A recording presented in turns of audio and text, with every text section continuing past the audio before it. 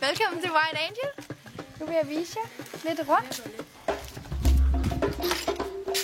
Herinde bor nogle af pigerne. Og det er det samme derinde. Og det her, det er deres stue. Det er her, hvor de kan være. Og herinde der er køkkenet.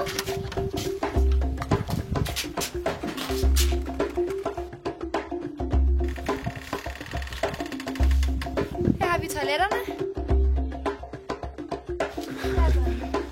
Og her er der bad. Og det er bare med en dunk koldt vand over. Og så er det et tæppe. Herinde der bor pigerne. Og i det næste hus i midten, der bor drengene. Og det bagerste hus, der bor også pigerne. Og de er glade. Ja.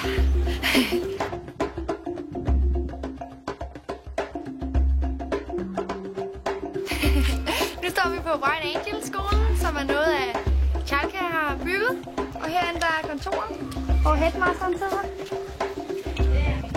Det der, det er en socialarbejder.